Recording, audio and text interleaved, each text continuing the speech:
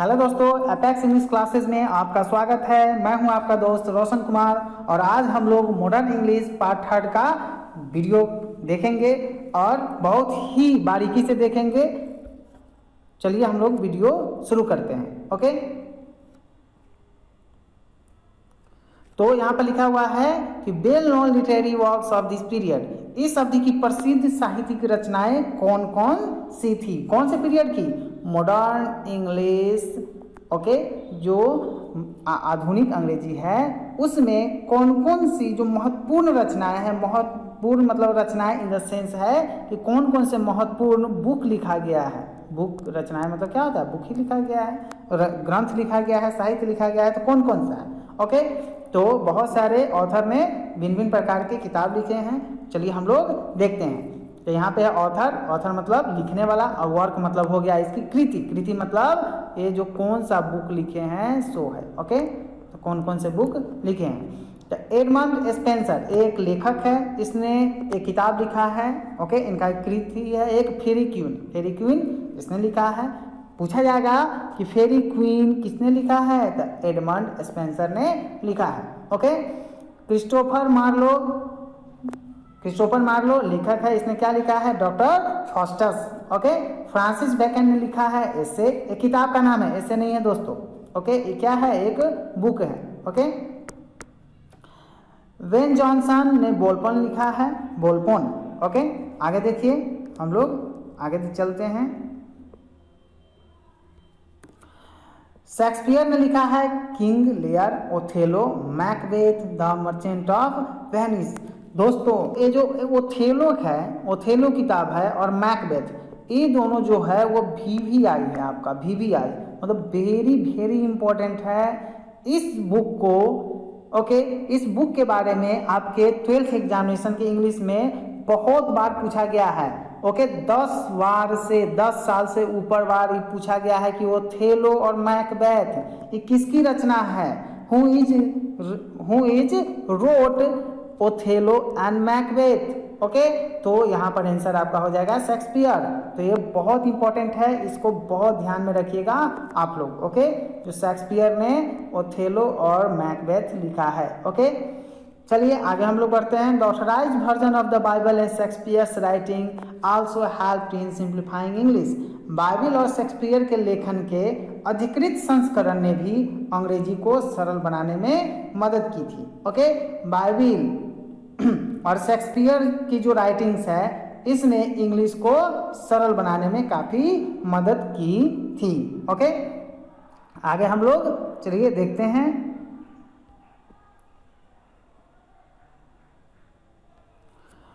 The above writers of the famous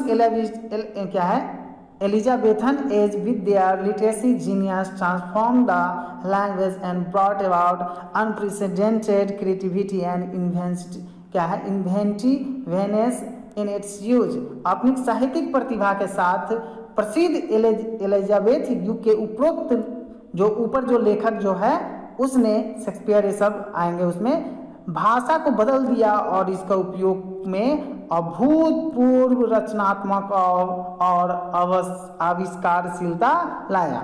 okay, ऊपर के लेखकों ने जो एलिजाबेथन युग के जो लेखक है, कवि है, उसने भाषा को बदलकर रख दिया और उसने अभूतपूर्व रचनात्मक और आविष्कारशीलता लाया। ओके, इन लेखकों ने, जो ऊपर लेखक की हमने चर्चा की है, उन लेखकों ने। Okay, during the 18th century also known as the Augustan age. ये आपका रेड पेन से मतलब ये रेड आपका सेंटेंस है, इसका मतलब ये हुआ, ये बहुत ज़्यादा इंपॉर्टेंट है आपके एग्जामिनेशन पॉइंट ऑफ व्यू से। इससे ऑब्जेक्टिव बहुत बार पूछा गया है, इसलिए आप लोग इसको अंडरलाइन अपने बुक में कर लीजिएगा। Okay, there is a strong sense of order and regulation in sharp contrast to the spirit of experiment and adventure of the previous 2 centuries। 18वीं शताब्दी के दौरान, जिसे ऑगस्ट एज कहा जाता है, 18वीं शताब्दी को किस नाम से जाना जाता है? August age. जो 18th century यहाँ पे है, इसको कौन से एज के नाम से आता है? ऑगस्टन एज के नाम से आता है के रूप में भी जाना जाता है। पिछली 2 शताब्दियों के प्रयोग और रोमांच की भावना के विपरीत आदेश और विनिमय की एक मजबूत भावना है। ओके, हम लोग आगे बढ़ते हैं।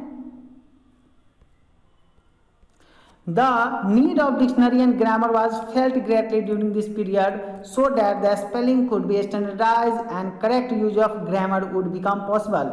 इस अवधि के दौरान ओके मतलब ये जो 18वीं शताब्दी जो ऑगस्टन एज है, इसके दौरान शब्दकोश मतलब जो डिक्शनरी है, जो डिक्शनरी हम लोग यूज करते हैं, मोबाइल में भी डिक्शनरी यूज करते हैं ओके, और जो व्याकरण है, जो ग्रामर है की जरूरतों को बहुत महसूस किया गया था, ताकि वर्तनी का मानवीकरण किया जा सके और व्याकरण का सही उपयोग संभव हो सके।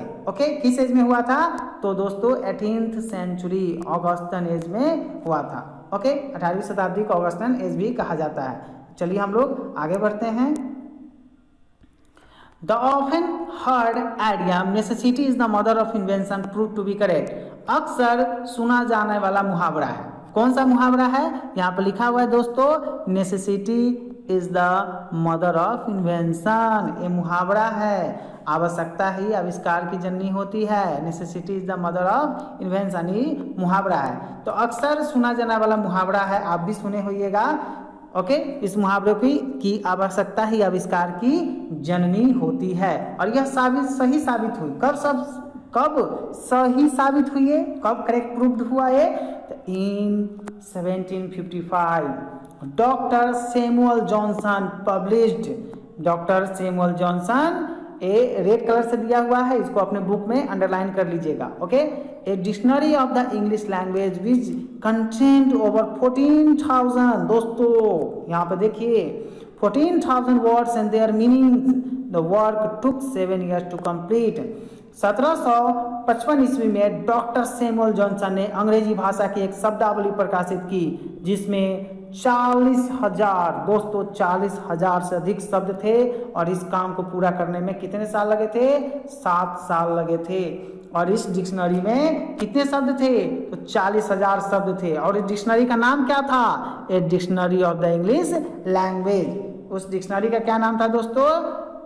ए dictionary of the English language. और इस डिक्शनरी में कितने शब्द थे? तो 40,000 40,000 वर्ड्स। ओके, एवं मतलब 40,000 से ज़्यादा शब्द थे। और इस बुक को लिखने में कितने साल लगे? तो 7 साल। It's work to 7 years to complete.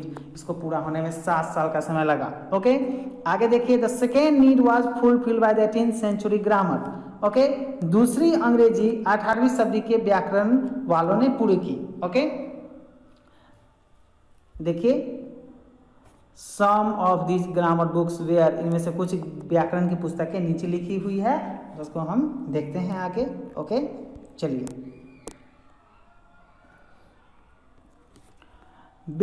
पहला है विलियम लॉटन। 1734 ईस्वी में एक किताब लिखे थे। किसका? कौन सा किताब? तो ग्रामर का बुक लिखे थे दोस्तों, practical grammar of the English tongue. पूछा जाएगा, ऐसे पूछा था question, who wrote practical grammar of the English tongue. Okay, आपका ऑप्शन में रहेगा William Lawton, Joseph Priestley, Robert Lowth, James Buchanan. तो इसमें से कौन सा होगा? तो विलियम लॉटन ने क्या लिखा है? Practical grammar of the English tongue. दूसरा है जोसेफ प्रिस्टली, 1761 में क्या लिखा है? The rudiments of the English grammar. ये एक किताब का नाम है। और ये किताब है किस चीज का? तो ये ग्रामर का बुक है। ओके, ये ग्रामर का बुक है। इसको लिखा है कौन? Joseph priestly. तीसरा है रॉबर्ट लोथ, short introduction of English grammar. ये बुक का नाम है। इसको कौन लिखा है? तो रॉबर्ट लोथ ने लिखा है। द ब्रिटिश ग्रामर, इसको किसने लिखा है? तो जेम्स बचैनन ने 1762 ईस्वी में क्या लिखा है? द ब्रिटिश ग्रामर, एक बुक है ग्रामर का, उसने लिखा है। लिंडे मुर्रे, ओके, बहुत ही फेमस है, इंग्लिश ग्रामर लिखा है। इंग्लिश ग्रामर एक बुक है। ओके दोस्तों, इंग्लिश ग्रामर एक बुक है जिसको लिखा किसने है? तो लिंडे मुर्रे ने लिखा है। ये बहुत फेमस राइटर है। इसका नाम आपको याद रहना चाहिए कि इंग्लिश ग्रामर किसने लिखा? तो लिंडे मुर्रे ने लिखा। ओके, बुक है इंग्लिश ग्रामर का। बुक जो है इंग्लिश ग्रामर एक बुक का नाम है। इसको किसने लिखा? तो लिंडे मुर्रे ने लिखा था। Okay, These grammars had 3 main objectives. इन व्याकरण के 3 मुख्य उद्देश्य थे। इन जो व्याकरण जो था बुक का, इसका 3 मुख्य उद्देश्य था? फर्स्ट, पहला, to codify the rules of English sentence structure. पहला, अंग्रेजी वाक्य संरचना के नियमों को संहिताबद्ध करना। मतलब हम लोग जैसे लिखते हैं ना, दिस इज अ पेन, यह एक कलम है, तो इसको इस स्ट्रक्चर ऐसा ही होगा, यह एक कलम है, दिस इज अ पेन ही होगा। इसी को रूल्स ये कोडिफाई किया गया था, इसी के तहत इंग्लिश सेंटेंस का स्ट्रक्चर कैसा होगा, ऐसा ही होगा। अब ऐसा तो नहीं होगा दिस पेन इज, ऐसा तो नहीं होता है, ऐसा ही होता है कि this is a pen. Okay, तो पहला अंग्रेजी वाक्य संरचना के नियमों को संहिताबद्ध करना था। दूसरा देखिए, दूसरा क्या था?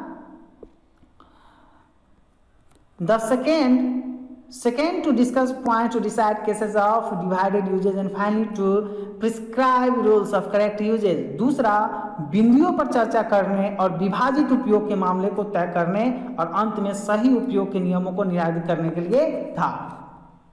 The foundation of English were strengthened by these methods। इन तरीकों से अंग्रेजी की नींव मजबूत हुई। Many of conventions now accepted in present day grammar were originally started in these books। आजकल के व्याकरण, जो आजकल आप लोग व्याकरण पढ़ते हैं, ओके, यह स्वीकार किया गया है कि कई परंपरा को मूल रूप से इन्हीं पुस्तकों में व्यक्त किया गया था। ओके, आजकल के ग्रामर में भी यह लिखा गया है। कंक्लूजन इससे क्या निकलता है, सो देखिए, द 18th सेंचुरी ग्रामेरियंस उसको बोलते हैं जो ग्रामर का बुक लिखते हैं, ओके, या ग्रामर जो लिखते हैं उसको। Share the spirit of the age established order in language after what they saw a chaotic period of expansion experiment. Chaotic नहीं है, क्योटिक है, ओके। 18वीं शताब्दी के व्याकरणविदों ने, व्याकरणविद मतलब ग्रामेरियंस, व्याकरणविद मतलब ग्रामेरियंस को क्या बोलते हैं, व्याकरणविद। जो ग्रामर के जो प्रोफेसर होते हैं, बहुत जिसको नॉलेज होता है ना, उसको क्या बोलते हैं, ग्रामेरियंस बोलते हैं। व्याकरणविदों ने भाषा के क्रम को स्थापित करने के लिए युग चेतना को सजा किया। इसके बाद उन्होंने विस्तार और प्रयोग की एक अराजक अवधि को देखी। They felt that grammar could be A means of preserving the language. उन्होंने महसूस किया, किन्होंने महसूस किया, तो ग्रामेरियंस जो था उन्होंने महसूस किया, क्या महसूस किया, व्याकरण जो है, जो ग्रामर है भाषा को संरक्षित करने का एक साधन हो सकता है। ओके, भाषा को संरक्षित करने का, प्रिजर्व करने का, उसको रक्षा करने का एक साधन क्या है, तो ये है ग्रामर ही एक साधन है जो भाषा को संरक्षित करता है, उसे बचा कर रखता है। ओके, उसके यूजेज को यह बढ़ाता है और सही सही यूज इससे करवाता है। ओके, आगे हम लोग बढ़ते हैं। And consider their roles as authoritative but there existed differences of opinion among writers and grammarians। और उनकी भूमिकाओं को आधिकारिक माना जा सकता है, लेकिन लेखकों और व्याकरणविद, ग्रामेरियंस मतलब क्या होता है, व्याकरणविद, जो ग्रामेरियंस है इसके व्याकरणविद के बीच मतभेद मौजूद थे। This story about the changes, growth and development of English largely took place within the area are called the British Isles. अंग्रेजी के परिवर्तनों, विकास, अंग्रेजी में जो परिवर्तन हुआ था, विकास हुआ था और तरक्की जो हुआ था, कि यह कहानी काफी हद तक ब्रिटिश द्वीप समूह नामक क्षेत्र के भीतर हुई थी। कहाँ हुई थी, तो ब्रिटिश द्वीप समूह नाम, जो एक ब्रिटेन है, एक द्वीप समूह है, चारों तरफ से पानी है। आप ब्रिटेन का नक्शा आप देखिएगा।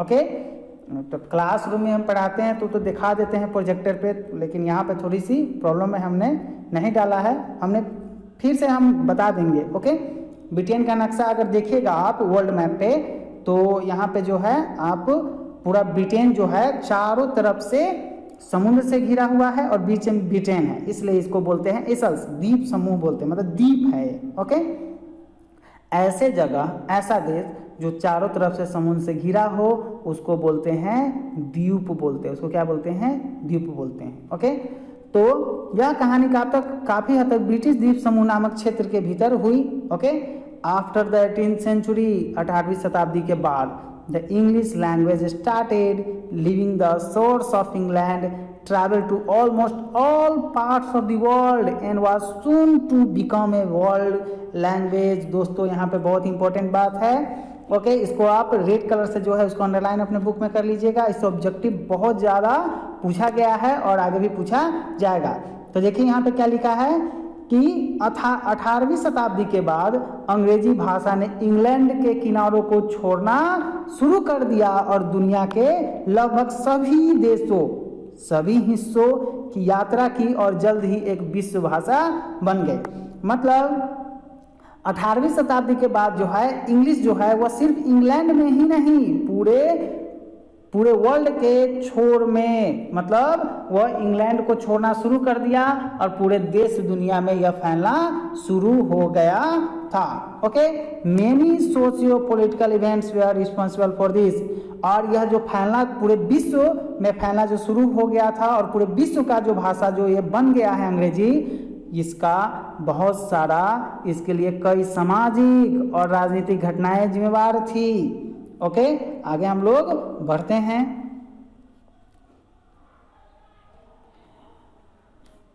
मेनी सोशियो पॉलिटिकल इवेंट्स वे रिस्पॉन्सिबल थी, इसके लिए कई सामाजिक राजनीतिक घटनाएं जिम्मेवार थी। दिस इज द बिगनिंग, यह शुरुआत थी of modern English second, modern English की यह शुरुआत थी। मॉडर्न इंग्लिश किसकी? मॉडर्न इंग्लिश सेकेंड की शुरुआत थी दोस्तों। द एक्सपेंशन जो विस्तार था एंड द डाइवर्सिफिकेशन और जो विविधता था, अलगाव था, okay, of English in the 19th and 20th century discussed in the next chapter.